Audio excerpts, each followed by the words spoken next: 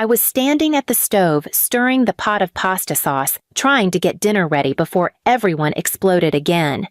Brooke hovered behind me like she always did. Loud, restless, annoyed that I existed. I felt her breath on my neck as she said, "Move. You're taking too long, Harper."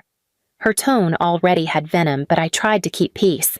"I'm almost done," I said softly. "Mom said she wanted it ready by 7. Brooke laughed, low and sharp.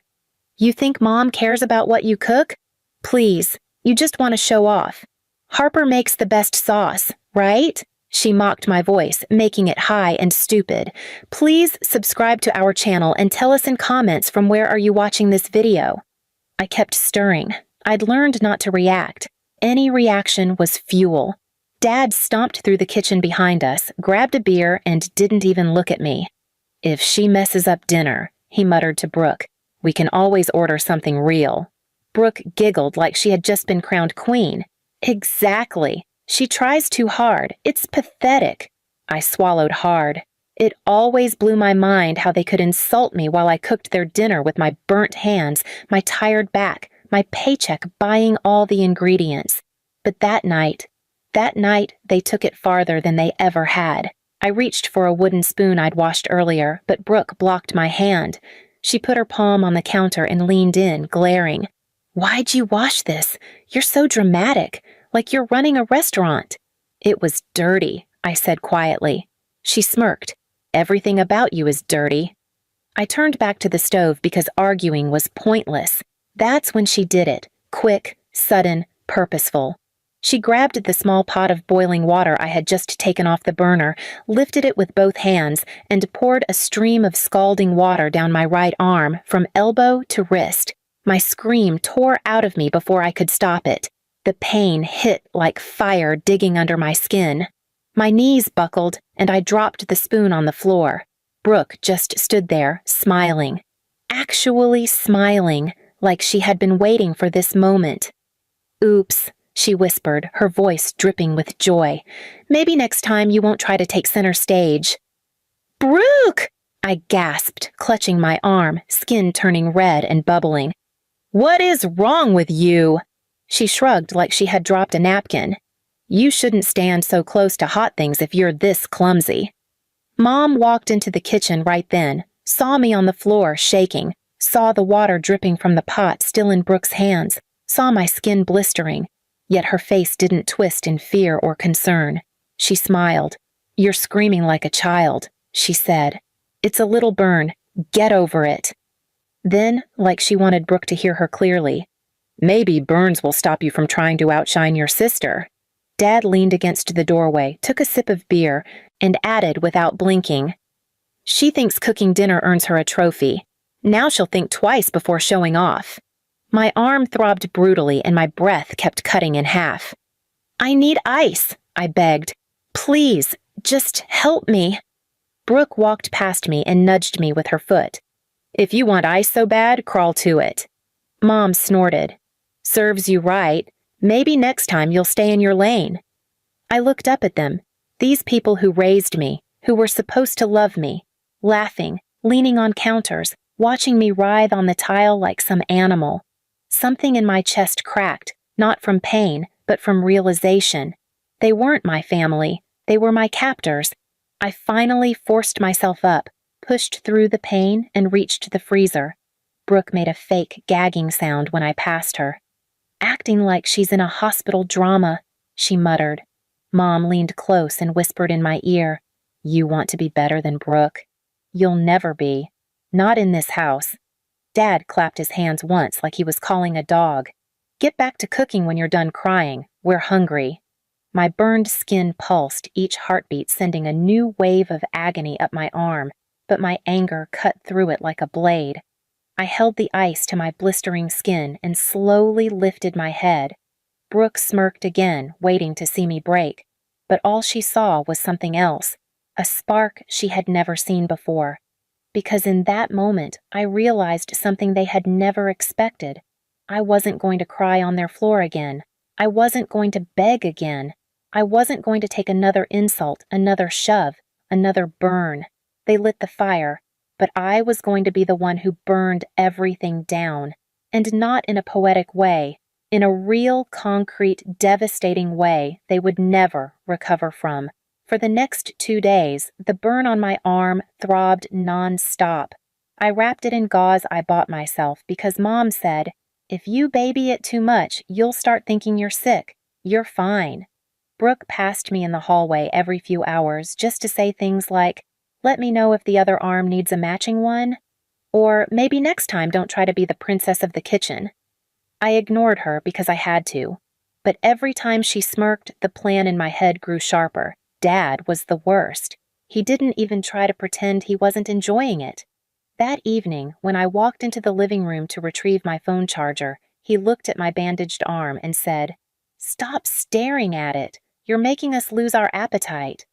Brooke laughed from the couch. "It actually looks better like that. Less skin, more personality." Mom didn't tell them to stop. She only added, "You brought this on yourself, Harper.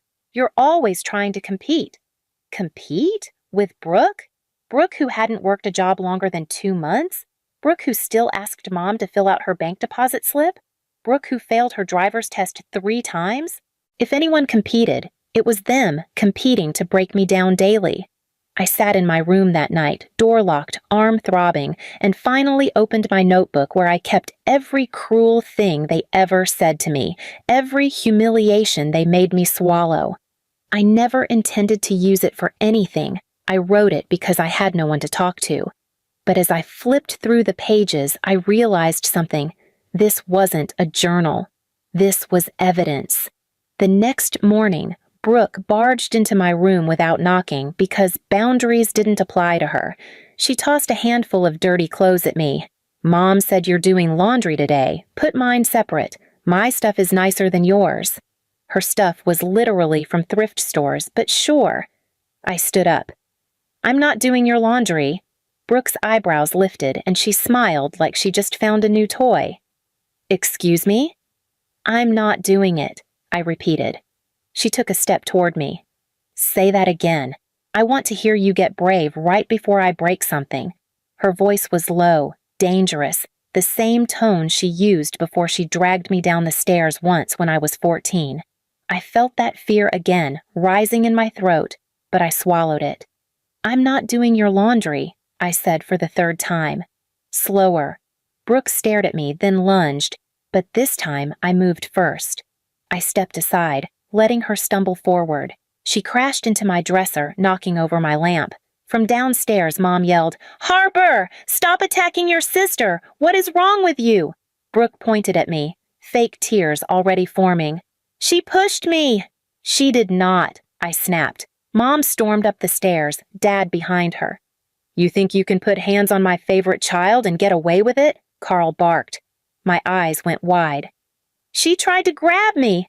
Mom crossed her arms.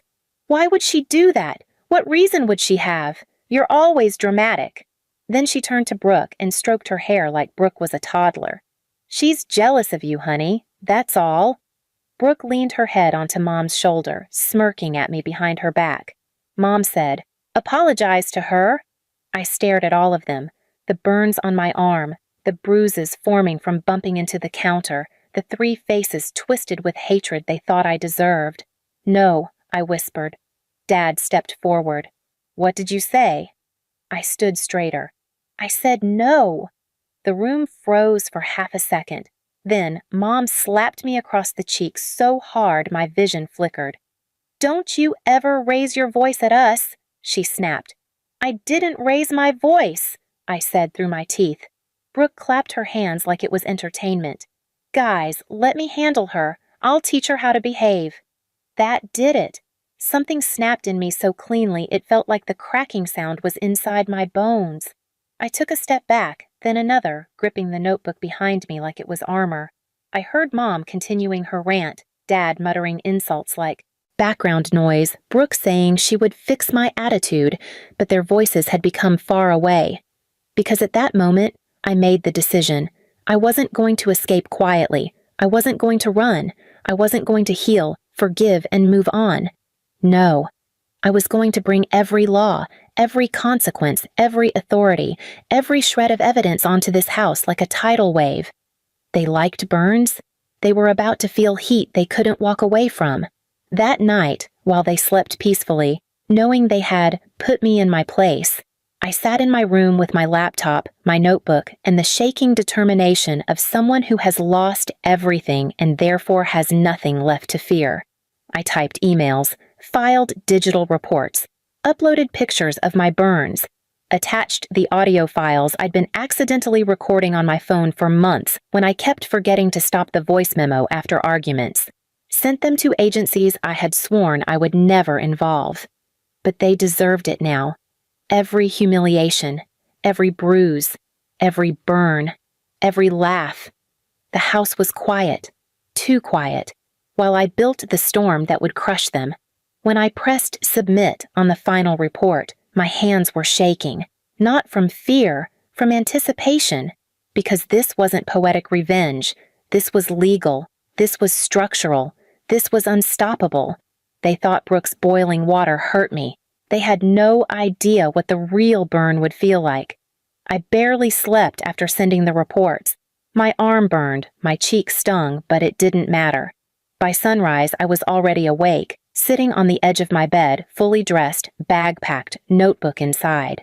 At 7:12 a.m., the first car pulled up, a government-issued sedan, then another behind it, and another. By 7:16 a.m., 3 officers were stepping onto our porch. I didn't have to wake my parents. The moment the doorbell rang, Mom yelled from her room, "Harper, answer that! God, you're useless!" I didn't move. The officers rang again. Dad stormed out of his bedroom, irritated, until he saw uniforms through the glass.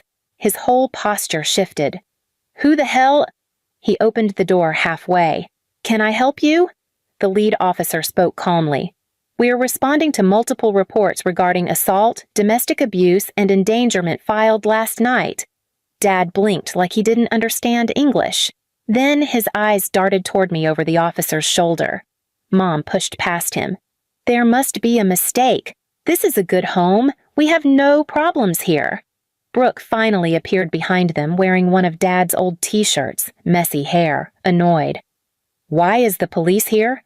Did Harper screw up again?" The officer looked directly at her. "You Brooke Walker?" She smirked. "Why? You want an autograph?" The officer didn't smile back. "We have photographic evidence, audio recordings, and written statements that you assaulted your sister with boiling water." Brooke's face dropped so fast it was almost silent. Dad exploded. "Harper, what did you do?" Mom grabbed his arm. "Stop yelling. They'll think we're guilty." "They don't need to think," I said quietly from the stairs. "They have proof." They all turned toward me. Brooke's face twisted. "You little—" The officer raised a hand. "Brooke, step back." Mom pointed at me like she was pointing at a roach. "She's lying. She always lies. She's dramatic. She throws herself around and pretends we hurt her. She's been jealous of Brooke since she was born." The officer didn't even acknowledge her rant. "Harper, do you need medical treatment?" "I already got it from urgent care when none of them helped." Mom gasped like I'd stabbed her. "How dare you embarrass us like this?" The officer cut her off. "Ma'am, we'll speak with you separately."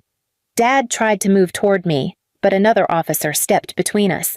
"Sir, stay where you are." Dad's jaw clenched so hard I could hear the grind.